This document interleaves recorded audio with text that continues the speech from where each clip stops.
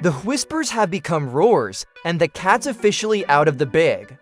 Caitlin Clark, the generational talent who shattered records and redefined women's basketball, isn't just facing typical rookie challenges. There's a deeper, more unsettling truth brewing in Indiana, a truth that points not to growing pains, but to something far more deliberate and damaging. It's clear as day, head coach Stephanie White is stifling Caitlin Clark. We've seen it play out in multiple games, a pattern so stark it's undeniable. Caitlin catches fire, draining back-to-back threes, igniting the arena, and then she stops. Not because her shot deserted her, but because the coach made a choice. Take the Liberty game, for instance. Clark was on an absolute heater, 5 threes in the first half, pure electricity.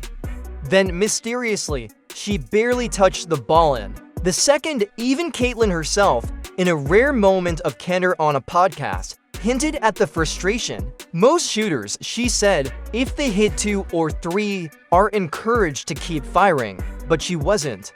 She was told to defer, to play it safe, to run a system that actively mutes her strengths. That's not coaching, that's sabotage. This isn't speculation. This is Caitlin Clark, speaking her truth, subtle but clear. She's being reined in, forced into someone else's rigid version of basketball. This isn't just about a missed shot. It's about a warped identity. Caitlin Clark plays on instinct. She reads the floor 10 steps ahead, sees openings most players miss, and dictates tempo with a fluidity that captivated millions at Iowa. That's what made her unstoppable. That's what fans paid to see.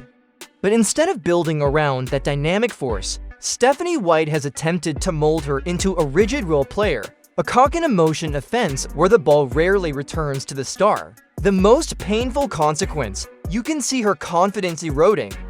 The fearless Caitlin Clark, who once launched deep threes without a second thought, now pump fakes, hesitates, and looks to the bench instead of trusting her gut. This isn't a coaching misstep, it's a profound betrayal of her talent, her potential, and everything she embodies for the future of the WNBA. If the coaching has failed Caitlin, the roster around her hasn't fared much better. The Fever aren't just losing, they're losing in a way that highlights a fundamental disconnect. At Iowa, Caitlin played with high IQ teammates who understood spacing, timing, and unselfish play. In Indiana, she's too often surrounded by players making questionable decisions, ignoring mismatches, and failing to create off-ball opportunities. It's not that they're bad players, but they simply don't play her game. While Aaliyah Boston, Lexi Hall, and Sophie Cunningham have shown flashes of synergy, the rest of the team struggles to adjust. Kelsey Mitchell, a veteran used to being the primary option, visibly struggles to relinquish that torch, often waving off Caitlin or forcing isolation plays that break the flow. The team culture doesn't reflect one built around a star. Possessions devolve into chaos, spacing collapses, and Caitlin is frequently left stranded, forced to create something out of nothing. It's telling that she's already looking outside the Fever locker room for allies who understand her vision. Then there's the front office, a group whose actions speak louder than any carefully crafted press release. It's a glaring hypocrisy. They praise Caitlin Clark publicly, plaster her image on billboards, feature her in primetime TV spots, and aggressively market her to sell out arenas across the league. They see the dollar signs, the surging viewership, the unprecedented merchandise sales, all directly attributable to her magnetic presence. Yet, when it comes to truly building a winning roster around her, they consistently fall flat, time and again. They choose safe, familiar players over the dynamic shooters, intuitive passers, and high basketball IQ thinkers who could truly elevate her game and complement her unique style. They want the immense profits that come with Caitlin Clark, but they seem unwilling to give her the power, the support, and the strategic roster construction necessary for her to lead and thrive. Consider the draft, a golden opportunity for Indiana to make a resounding statement of support. Caitlin's former college teammate, Kate Martin, was available. Martin already had an undeniable, almost telepathic chemistry with Clark, understood her rhythm, and could have provided a crucial security blanket. easing her transition to the unforgiving pace of the pros, but Indiana passed instead. They chose a player who was unceremoniously waived just weeks later. That wasn't just a draft mistake. It was a loud, unmistakable message to Caitlyn, a blatant oversight that screamed a disregard for her needs and preferences. She heard it loud and clear. Even more alarming, some of Caitlyn's teammates are showing visible signs of resistance, not just in their on-court play, but in their actions away from the hardwood. During a recent, highly publicized protest involving team shirts, 0 members from Caitlyn's inner circle were present. That wasn't a mere scheduling conflict. It was a silent, yet powerful, declaration of a fracture within the team. It signaled a deep division between old loyalties and a new face the franchise appears reluctant to fully embrace. It's a subtle but significant sign that Caitlyn is drawing her own lines, setting her own boundaries, and refusing to be part of narratives she didn't write, especially when that narrative seems to be one of internal resistance. The organization continues to downplay her singular star power, using her image to fill seats while simultaneously forcing her to conform to a system that actively chokes out everything that made her legendary. They expect her to carry the monumental weight of an entire franchise, then appear to punish her when the ill-fitting structure around her inevitably collapses. This is deeper than basketball, it's about control. The Fever wanted the unprecedented buzz of Caitlyn Clark, but not the revolutionary fire she brings. They crave the spotlight, but not the profound responsibility of truly supporting it. They wanted to market her, but they evidently lacked the conviction to fully believe in her vision, and now the cracks are not just showing.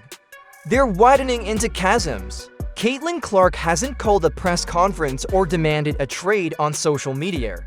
But don't let the silence fool you. She's making moves strategic, quiet, and calculated. Look at the now infamous photo of her with Sabrina Ionescu. What looked like a friendly chat was, to insiders, a clear recruiting moment. Sabrina, a proven winner with a system that works, and Caitlyn, the rookie carrying an entire league. They're aligned mentally, stylistically, professionally. Caitlyn is spending more time with people like Sabrina than with her own teammates. That's not accidental, it's intentional. She knows this roster isn't built for her, the coaching staff isn't fully fighting for her, and the front office doesn't entirely believe in her. So, if they won't build it, she will. She's laying the groundwork to recreate the environment that made her a legend at Iowa, seeking out players who understand selfless play, movement, and true team chemistry. Her demeanor on the court, though outwardly calm, is a masterclass in quiet observation. When teammates ignore her, she doesn't argue.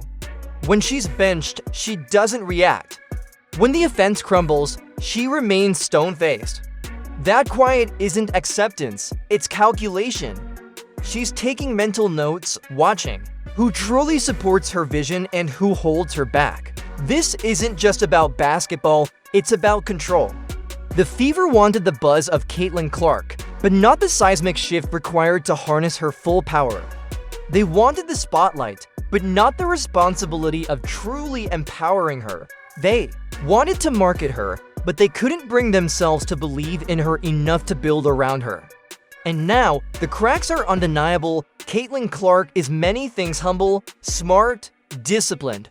But she is not naive, she understands the politics. She knows when she's being used, and she's shifting from franchise savior to silent architect, building her next move. Whether that means reshaping the roster from within, forcing changes in the front office, or ultimately pushing for a trade to a franchise that truly gets it, she's already setting the pieces in motion. What we're witnessing is the beginning of a power play, and make no mistake, Caitlyn holds all the cards. She is the undeniable force driving this league, shattering viewership records, selling out arenas, and turning casual fans into diehards. She ushered in a new era of women's basketball.